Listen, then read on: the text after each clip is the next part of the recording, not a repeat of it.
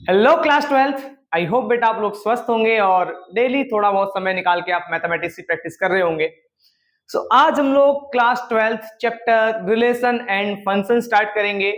जैसा कि आप लोग जानते हैं बेटा, ये जो चैप्टर है वो पूरे 8 मार्क्स का वेटेज कंटेन करता है आपके बोर्ड एग्जामिनेशन में। तो वेटेज के हिसाब से भी काफी इंपॉर्टेंट चैप्टर बेटा ये, और इस चैप्टर से आप लोग फेमिलियर भी हैं क्योंकि इस चैप्टर को आपने क्लास 11th में कवर किया है। अगर बेटा क्लास 11th में आपने इस चैप्टर को नहीं पढ़ा तो भी कोई दिक्कत नहीं है, क्योंकि स्टूडेंट्स डोमिनेटली क्लास 11th में इतने सीरियस नहीं होते। बट हाँ बेटा, क्लास 12th है तो एकदम स्टार्टिंग से इस चैप्टर को समझिएगा, और बिल्कुल घबराने वाली बात नहीं है, क्योंकि हम लोग जो ये वीडियोस हैं इनमें क्लास 11th के बेसिक्स, क्लास 12th का पूरा concept along with examples and some previous year questions भी करेंगे। उसके बाद बेटा एक वन शॉट सीरीज आएगा सारे पीवाईक्यूज क्वेश्चनों का, उन वीडियोस को भी आप लोग जरूर देखिएगा। बिना टाइम वेस्ट किए स्टार्ट करते हैं। और सबसे पहले बेटा बात करेंगे हम लोग कार्टेशियन प्रोडक्ट के बारे में। जिन बच्चों ने क्लास 11th में इस टॉपिक को पढ़ा है और उनके बेसिक्स क्लियर है बेटा, वो जल्दी से वीडियो स्किप कर देंगे, और जिनको नहीं आता बेटा वो हमारे साथ आइए, समझते हैं कि कार्टेशियन प्रोडक्ट क्या होता है। बिना कार्टेशियन प्रोडक्ट के आप रिलेशन नहीं समझोगे, और जब तक रिलेशन नहीं आएगा तो टाइप्स ऑफ रिलेशन कैसे आ सकता है बेटा आपको। तो शुरू करते हैं कार्टेशियन प्रोडक्ट। तो बेटा इसको समझेंगे हम एक एग्जांपल के साथ। Let's say we have two sets, और पहले सेट में एलिमेंट मान लेते हैं एंट्रीज है 1 2 एंड 3, और सेकंड सेट में एलिमेंट्स है 4 एंड 5। अब बेटा कार्टेशियन प्रोडक्ट है क्या? Basically Cartesian product of A with B, A का कार्टेशियन प्रोडक्ट किसके साथ बेटा? बी के साथ, that is written by A cross B, है ना। इसको हम लोग ए क्रॉस बी से लिखते हैं। So basically Cartesian product of A with B है क्या? ये कहता है कि इस ए सेट के जितने भी एलिमेंट्स हैं उन सभी का मैपिंग बी सेट्स के जितने भी एलिमेंट हैं उनके साथ। मतलब ए सेट के जितने भी एलिमेंट्स हैं उनको हमें रिलेट करना है बी सेट्स के जितने भी एलिमेंट हैं उनके साथ। सो बेटा जैसे हम समझे यहाँ पे 1 की मैपिंग मैंने किसके साथ करी बेटा? 4 के साथ। सिमिलरली 1 की मैपिंग किसके साथ बेटा? 5 के साथ। तो बेटा जब हम 1 की मैपिंग 4 के साथ करेंगे तो इसको हम लिखते हैं 1,4, और इसको हम लोग बोलते हैं ऑर्डर्ड पेयर। अब बेटा ये जो ऑर्डर पेयर होता है, उस ऑर्डर पेयर का मतलब क्या है? तो बेटा जब आपने ए का कार्टेशियन प्रोडक्ट किया किसके साथ? बी के साथ, तो इसको है कि हमें क्या करना है, इसको एक ऑर्डर में लिखना है। ठीक है, नाम से समझ में आ रहा है इसको ऑर्डर पेयर। ऑर्डर में अगर आप ए का बी से कार्टेशियन प्रोडक्ट निकाल रहे हो तो जो पहला वाला एलिमेंट होगा बेटा वो पहले वाले सेट से बिलोंग करेगा, और जो दूसरा वाला एलिमेंट होगा वो दूसरे वाले सेट से बिलोंग करेगा। अगर बेटा आप इसे 4,1 लिख दोगे तो वो गलत हो जाएगा, क्योंकि आप ए का कार्टेशियन प्रोडक्ट बी के साथ निकाल रहे हो, तो ए का एलिमेंट पहले आएगा ऑर्डर पेयर में और बी का एलिमेंट बाद में आएगा। सो बेटा ऐसे कितने पॉसिबल ऑर्डर पेयर बन सकते हैं उनका एक सेट, उसको हम बोलेंगे कार्टेशियन प्रोडक्ट। ठीक है बेटा, जो ऊपर डेफिनेशन लिखा है आप उसे पढ़ सकते हैं। और तो फिर बेटा कितने ऑर्डर पेयर बन सकते हैं चेक करो। 1 का 4 के साथ मैपिंग हो सकता है, सिमिलरली 1 का 5 के साथ, 2 का 4 के साथ बेटा, 2 का 5 के साथ, अगेन 3 का 4 के साथ एंड 3 का 5 के साथ। तो बेटा इतने ही ऑर्डर पेयर पॉसिबल थे, क्योंकि हमने ए के जितने भी एलिमेंट्स हैं उन सभी का मैपिंग बी के जितने भी एलिमेंट्स हैं उनके साथ कर दिया है। अब इनका एक सेट बना, और इसी सेट को हम क्या बोलते हैं बेटा? Cartesian product, denoted by A with B, और सॉरी ए क्रॉस बी। तो ए का बी के साथ कार्टेशियन प्रोडक्ट उसे हम ए क्रॉस बी लिखेंगे। आई होप बेटा आपको कार्टेशियन प्रोडक्ट समझ में आया हो। अब बात करें कि टोटल नंबर ऑफ एलिमेंट्स, है ना, या total number of order pairs in Cartesian product. तो ए में जो एलिमेंट है लेट्स से m एलिमेंट्स हैं, और बी में जो नंबर ऑफ एलिमेंट्स है लेट्स से n है बेटा। तो ए में 3 एलिमेंट है, तो इस m को हम क्या लिखेंगे? 3। तो ऑर्डर मतलब इसमें नंबर ऑफ एलिमेंट्स कितने हैं? तो order of a that is 3 and order of b that is 2।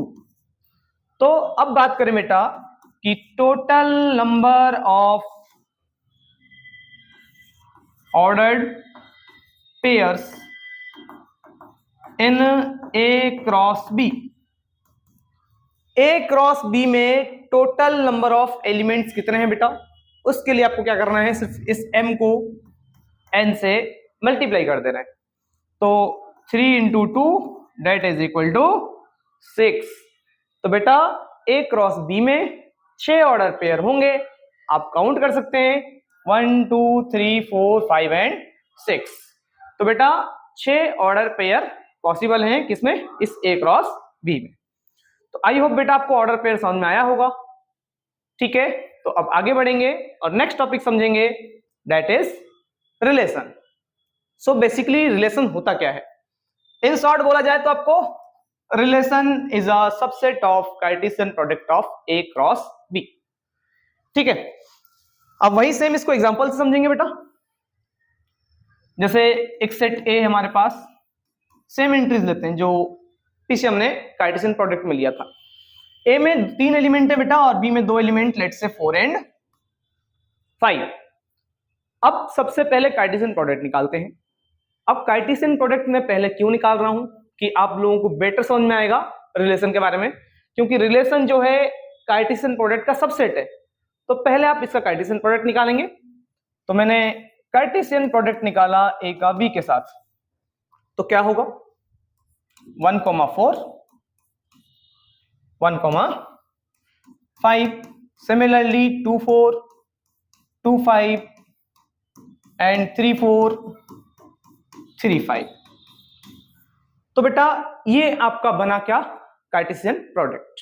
अब समझो, बिल्कुल ध्यान से समझना कि जो रिलेशन होता है ना, वो आपको एक सेट से दूसरे सेट पे डिफाइंड होता है ना। रिलेशन एक सेट से दूसरे सेट पे डिफाइंड होगा, और जो ये रिलेशन डिफाइंड होगा वो क्या होगा ध्यान दो। तो वो कुछ इस तरीके से हम लोग लिखते हैं कि रिलेशन के अंदर एक ऑर्डर पेयर आएगा, लेट्स से x, y। ठीक है, रिलेशन के अंदर कुछ ऑर्डर पेयर्स आएंगे और वो ऑर्डर पेयर्स आपको पहले से डिफाइंड होगा।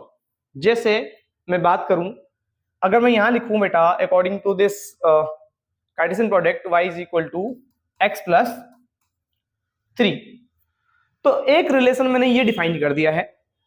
अब इसका मतलब क्या है, इस x और y में एक रिलेशन आया है, चेक करो, इस x और y में एक रिलेशन आया है और वो रिलेशन कुछ इस तरीके से डिफाइंड है, y is equal to x plus 3। अब जो रिलेशन के अंदर ऑर्डर पेयर आएंगे, हमें रिलेशन के अंदर वही ऑर्डर पेयर रखना है बेटा जो इस गिवन कंडीशन को क्या करे, सेटिस्फाई करे, है ना। For all x belongs to a and y belongs to b। तो बेटा a का b के साथ कार्टेशियन प्रोडक्ट निकालेंगे, तो पहला वाला एलिमेंट पहले वाले सेट से बिलोंग करेगा, x बिलोंग्स टू a, और दूसरा वाला एलिमेंट बेटा दूसरे सेट से बिलोंग करेगा, y बिलोंग्स टू। ठीक है बेटा, गुड। तो रिलेशन बेसिकली आपको पर्टिकुलरली डिफाइंड होगा और उस R के अंदर, उस रिलेशन के अंदर कुछ ऑर्डर पेयर्स आएंगे। ठीक है, और उन ऑर्डर पेयर का एक सेट होगा। ठीक है, उसे हम बोलेंगे फाइनली रिलेशन। किसका रिलेशन, ए का बी से। अब अगर मैं इसी क्वेश्चन की बात करूं पर्टिकुलरली, तो देखो बेटा रिलेशन क्या है, तो रिलेशन के अंदर कौन से ऑर्डर पेयर आएंगे चेक करो। अब आप ए मतलब जो x है आप 1 सब्स्टिट्यूट करोगे, बेटा ये x जो है ना वो a के सभी एलिमेंट्स को डिनोट करता है, जो y है बेटा वो उन एलिमेंट्स को डिनोट करेगा, ठीक, जो x के कॉरस्पॉन्डिंग आएंगे। तो देखो जब हम लोगों ने x1 रखा तो कॉरस्पॉन्डिंग में एलिमेंट क्या मिलेगा बताओ, 1 + 3 4। तो बेटा 1 की मैपिंग किसके साथ हो जाएगी, 4 के साथ हो जाएगी, है ना। 1 की जो मैपिंग हो रही है यहाँ पे किसके साथ होगी, 1 की मैपिंग हो गई 4 के साथ। अब अगर मैं यहाँ पे क्या करूं, 2 रखूं, है ना, 2 रखा तो 3 + 2 कितना आया 5, और 2 की मैपिंग किसके साथ हो जाएगी बेटा? अगेन 2 की मैपिंग हो जाएगी 5 के साथ, ठीक है। तो 2 की मैपिंग हमारी किसके साथ हुई बेटा? 5 के साथ, तो 2,5। नाउ अब एक बार हम 3 सब्स्टिट्यूट करेंगे, तो 3 रखने पे 3 + 3 दैट इज इक्वल टू 6, और 3 जो है उसका मैपिंग 6 के साथ होना है, और 6 जो है बी सेट में नहीं है, ठीक है। तो बस यही एलिमेंट्स हमारे, सॉरी यही ऑर्डर पेयर्स हमारे रिलेशन के अंदर आएंगे। अब जरा ध्यान से देखो, जो इस रिलेशन के अंदर एलिमेंट्स हैं, क्या वो कार्टेशियन प्रोडक्ट के अंदर है? 1 4 है, चेक करो जरा आप लोग। 1 4 ये रहा, 2 5 ये रहा, ठीक। तो बेटा जब रिलेशन के अंदर जो ऑर्डर पेयर्स आ रहे हैं वो कार्टेशियन प्रोडक्ट के अंदर हैं, तो हम ये तो कह सकते हैं क्या? Relation is subset of Cartesian product of A cross B. जो रिलेशन होगा वो ए क्रॉस बी का सबसेट होगा। क्यों होगा? क्योंकि सबसेट कब कहलाता है बेटा? जब इसके एलिमेंट्स उसके अंदर आ गए तो ये सेट उस सेट का सबसेट कहलाएगा। तो आर के जो एलिमेंट्स हैं वो ए क्रॉस बी के एलिमेंट के अंदर आ गए, सॉरी ए क्रॉस बी के अंदर आ गए। इसका मतलब आर जो होगा वो ए क्रॉस बी का क्या हो जाएगा? सबसेट हो जाएगा। अब यहां पे मैंने जो इक्वल टू साइन लगाया ना बेटा, इसको मैं आपको समझाऊंगा यूनिवर्सल रिलेशन में, ठीक है। तो R is a subset of A cross B. So I hope आपको रिलेशन समझ में आया होगा, किसी एक सेट का किसी दूसरे सेट से, ठीक है। अब कुछ स्पेसिफिक टर्म्स है बेटा, उन्हें समझना है, तो कुछ स्पेसिफिक टर्म्स हम लोग यहां समझेंगे। और सबसे पहले बात करेंगे किसके बारे में बेटा? डोमेन के बारे में, ठीक है। डोमेन क्या होगा? सो डोमेन में वो एलिमेंट्स, मतलब वो एलिमेंट्स जिनकी मैपिंग किसके साथ हो रहा है बेटा?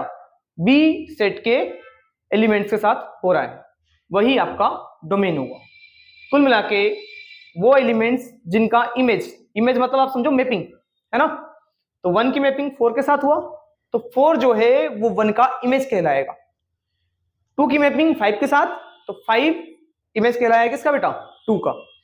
तो जो डोमेन होगा वो एक सेट होगा, और उसमें जो एलिमेंट आएंगे, कौन से एलिमेंट आएंगे? जिनका इमेजेस होगा। तो बेटा 3 का कोई इमेज है क्या? तो डोमेन में 3 नहीं आएगा। किसका है, क्या क्या डोमेन में आएगा बेटा? 1 और 2। फर्दर डोमेन के बाद बात करें बेटा हम लोग किसके बारे में? रेंज के बारे में। तो रेंज क्या होगा? रेंज होगा सेट ऑफ इमेजेस, ठीक है। जो आंसर्स आ रहे हैं आपके, जो इमेजेस आ रहे हैं, वो इमेजेस हमारे क्या होंगे बेटा? रेंज कहलाएंगे, ठीक है। जो कॉरस्पॉन्डिंग में y आएगा। तो क्या क्या आंसर्स में आ रहे हैं बेटा? 4 और 5। तो आप ऐसे भी बोल सकते हो, पहला वाला एलिमेंट डोमेन और दूसरा वाला एलिमेंट आपका रेंज होगा ऑर्डर पेयर्स में, ठीक है। अब लास्ट बात करें बेटा किसके बारे में? कोडोमेन के बारे में। तो कोडोमेन क्या होता है? ये जो सेट बी होगा, ठीक, एक सेट से दूसरे सेट पे एक रिलेशन डिफाइन होगा, तो जो सेकंड सेट पूरा का पूरा हो जाएगा दैट इज कोडोमेन, ठीक है। तो पूरा सेट बी, ठीक, वो आपका क्या कहलाएगा? कोडोमेन कहलाएगा। सो आई होप बेटा आपको रिलेशन और डोमेन, रेंज, कोडोमेन ये समझ में आया हो। सो आगे बढ़ेंगे। अब हम बात करेंगे किसके बारे में बेटा? Number of relations from one set to another set. जैसे सेम एग्जांपल से एंट्री लेंगे, एलिमेंट्स 1 2 3, और दूसरा सेट बेटा जिसमें एलिमेंट्स क्या होंगे? 4 और 5। अब इस ए सेट का इस बी सेट से रिलेशन डिफाइन होगा, ठीक है, वो तो हमें गिवन होगा रिलेशन। तो कितने मैक्सिमम नंबर ऑफ रिलेशन हम डिफाइन कर सकते हैं इस ए सेट से इस बी सेट में, ठीक है। Maximum number of relations that can be defined from A set to B set, और उसका फॉर्मूला क्या है बेटा हमारे पास? 2 to the power m into n, ठीक है। तो अगेन मैं आपको कार्टेशियन प्रोडक्ट निकाल के दिखाऊं पहले तो इसका ए क्रॉस बी, डिटेल में अगर समझना है तो आपको। तो 1 4 1 5 2 4 2 5 3 4 एंड 3 5। ठीक है, अब मैक्सिमम नंबर ऑफ रिलेशन इस ए सेट से इस बेस बी सेट में कितना डिफाइंड होगा, उसको हम बोलेंगे क्या कि इस कार्टेशियन प्रोडक्ट के अंदर, मतलब इस ए सेट का बी सेट से जो कार्टेशियन प्रोडक्ट आपने निकाला, इस कार्टेशियन प्रोडक्ट के नंबर ऑफ सबसेट्स कितने होंगे। जितने नंबर ऑफ सबसेट्स बेटा, उतना ही रिलेशन हम लोग डिफाइन कर सकते हैं इस सेट ए से इस सेट बी में।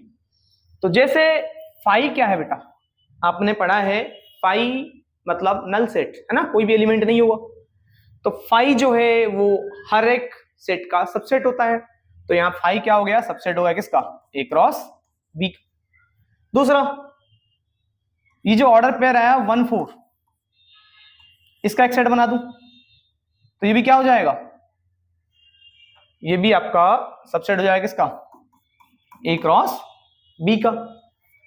सिमिलरली 1 5 भी सबसेट होगा, 2 4 भी सबसेट होगा, 2 5 भी सबसेट होगा, और 1 4 1 5 इसका एक सेट बना दूं बेटा, ये भी क्या हो जाएगा, सबसेट हो जाएगा। तो ऐसे कितने नंबर ऑफ सबसेट्स होंगे, उसके लिए फॉर्मूला हमारे पास क्या है, 2 की power m into n, where m is the order of first set और n is the order of the second set. तो ऑर्डर मतलब नंबर ऑफ एलिमेंट्स कितने हैं हमारे पास, इसमें है 3 एलिमेंट बेटा, और बी में नंबर ऑफ एलिमेंट्स कितने हैं, 2 हैं। तो कितने सबसेट्स बनेंगे, उसके लिए फॉर्मूला क्या है हमारे पास, 2 की पावर m into n बेटा। तो m हमारे पास है 3 और n हमारे पास कितना है बेटा, 2। तो 2 की power 3 into 2 that becomes 2 to the power 6 which is equal to 64। मतलब इसमें जो ए सेट से बी सेट में मैक्सिमम नंबर ऑफ रिलेशन हम डिफाइन कर सकते हैं, दैट इज 60, है ना। और जो फॉर्मूला आएगा बेटा वो कितना आएगा, 2 की पावर m into n। आई होप आपको समझ में आया हो। सो अब हम आगे बढ़ेंगे बेटा और नेक्स्ट समझेंगे इसके बारे में, टाइप्स ऑफ रिलेशंस के बारे में, है ना, कि कितने तरह के रिलेशंस हमारे होते हैं। अब यहां से आपका स्टार्ट होता है क्लास 12th का कॉन्सेप्ट। इससे पहले के जो आपने टर्म्स पढ़े वो सारे क्लास 11th के बेसिक्स थे, और चाहता तो मैं वीडियो यहीं से स्टार्ट कर सकता था, बट कुछ बच्चे होते हैं बेटा जिनको बहुत ज्यादा जरूरत होती है, और प्रिडोमिनेटली बहुत सारे टीचर्स होते हैं जो पढ़ाते भी हैं एकदम बेसिक से, और कुछ टीचर्स एकदम क्लास 12th से स्टार्ट करते हैं। तो मैंने सोचा कि थोड़ा बहुत उन बच्चों की भी हेल्प हो जाएगी। सो अब हम आगे बढ़ेंगे और यहां से स्टार्ट करेंगे क्लास 12 का कॉन्सेप्ट्स, और यहीं से हमारे क्वेश्चंस बनते हैं। तो टाइप्स ऑफ रिलेशन, तो सबसे पहले बात करेंगे एम्प्टी या वॉइड रिलेशन। सो बेटा जैसे ही आप नाम से समझ पा रहे हैं इसको, ये क्या है, एम्प्टी या वॉइड। इस वर्ड का मतलब क्या हुआ, एम्प्टी मतलब खाली, ठीक है। तो ऐसा रिलेशन जिसके अंदर कोई भी एलिमेंट नहीं होगा, ठीक है। तो ऐसा रिलेशन जिसके अंदर कोई भी एलिमेंट ना हो बेटा, उस रिलेशन को हम क्या बोलेंगे, एम्प्टी या वॉइड रिलेशन। सो अगेन हमारा जो यूनिवर्सल एग्जांपल है 1 2 3 पहला सेट, और दूसरा सेट कितना है बेटा 4 and 5। सो पहले सेट में एलिमेंट्स हमारे पास हैं 1 2 3, और सेकंड एलिमेंट्स में सेकंड सेट में बेटा 4 and 5।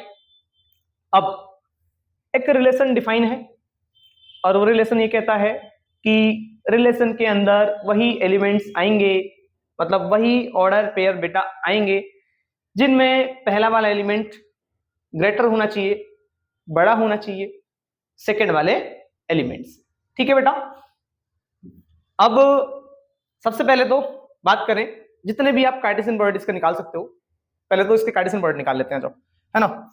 सो कार्टेशियन प्रोडक्ट निकालेंगे हम यहाँ पे ए क्रॉस। तो कार्टेशियन प्रोडक्ट में क्यों निकाल रहा हूं बेटा, अभी आपको समझ में आएगा। 1 4 1 5, अब ये तो एक गाना बन सकता है इसके ऊपर, 2 4 2 5 3 4 and 3 5, ठीक है।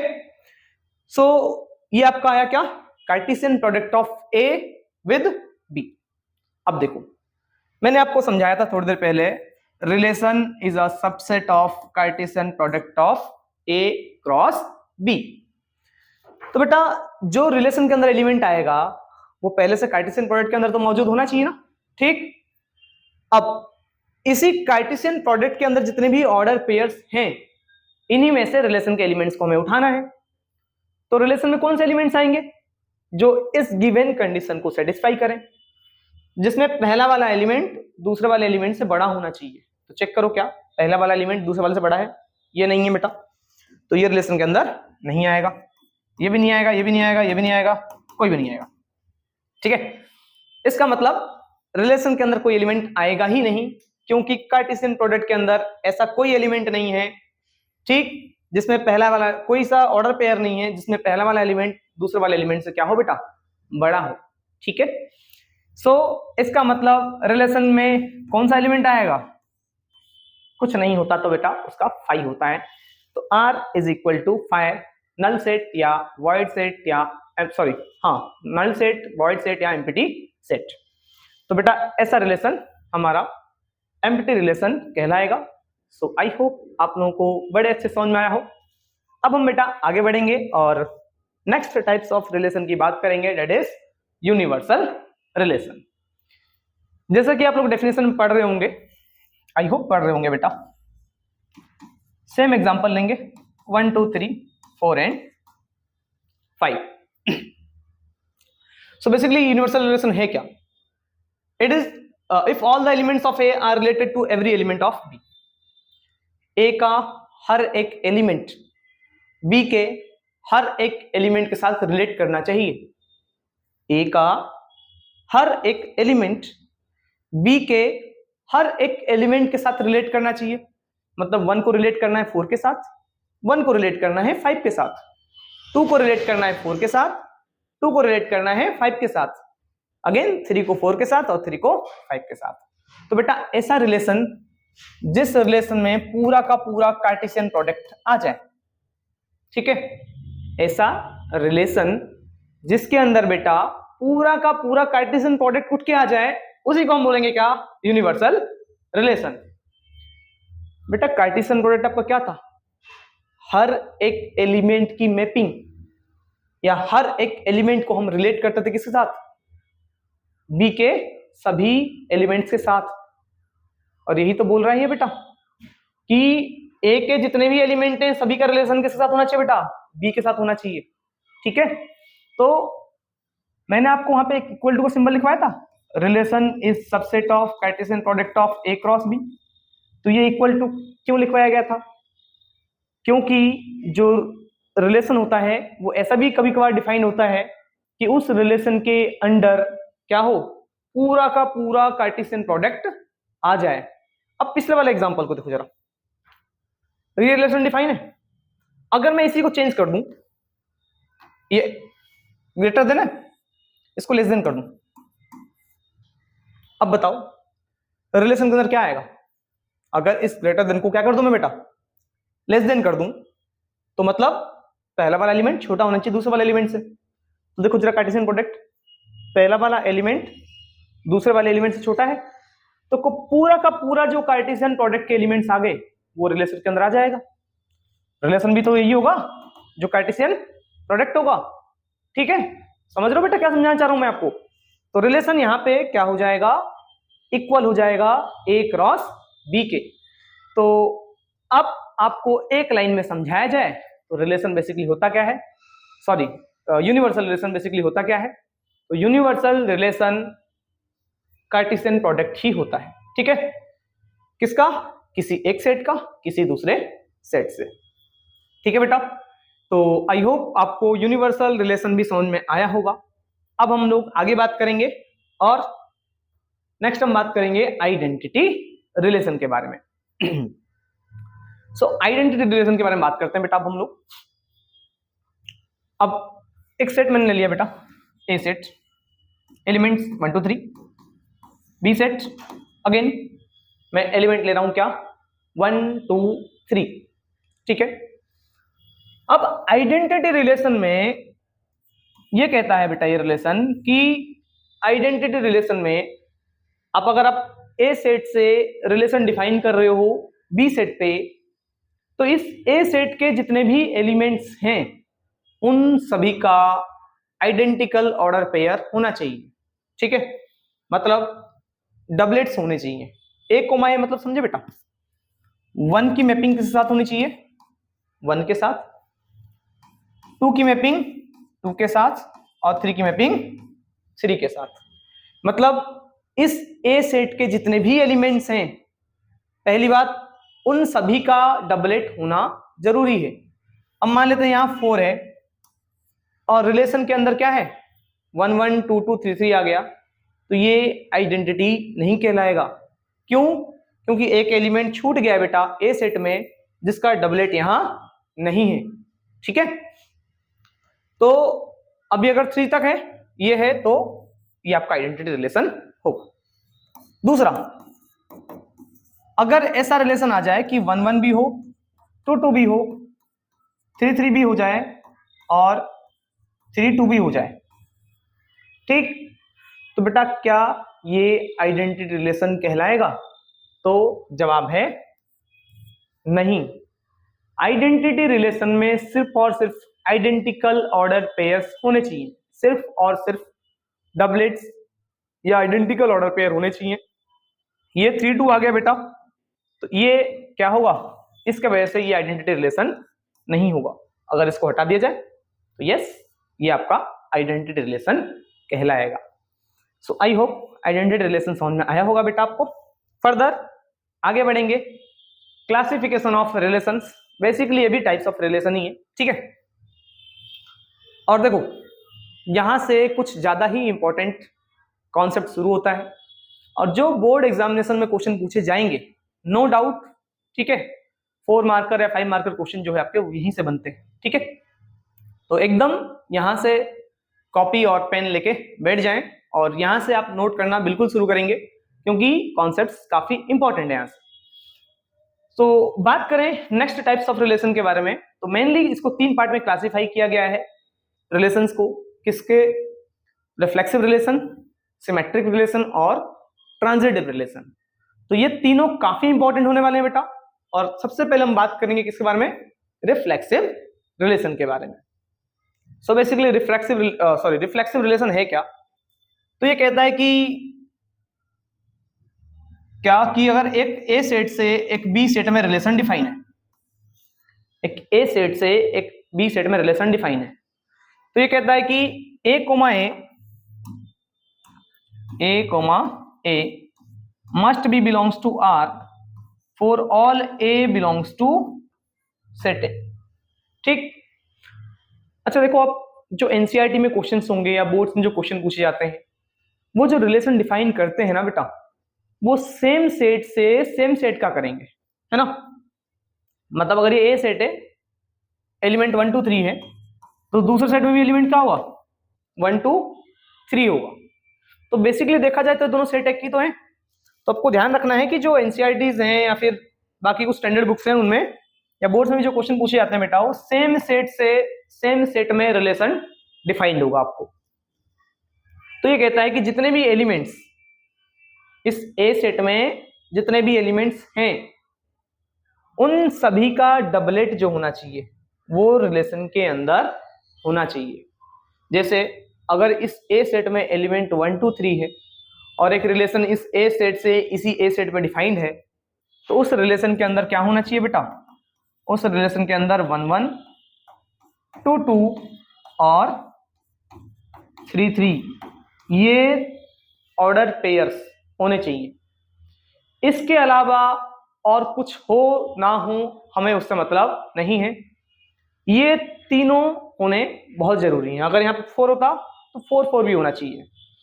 तो वही रिलेशन आपके रिफ्लेक्सिव रिलेशन कहलाएंगे बेटा, जिन रिलेशन में उन सभी जो एलिमेंट्स उस सेट में हैं उन सभी का ऑर्डर पेयर्स मौजूद हो। ठीक है बेटा, तो वही हमने लिखा है क्या कि ए कोमा ए, एक second, A comma A must belongs to R for all A belongs to A.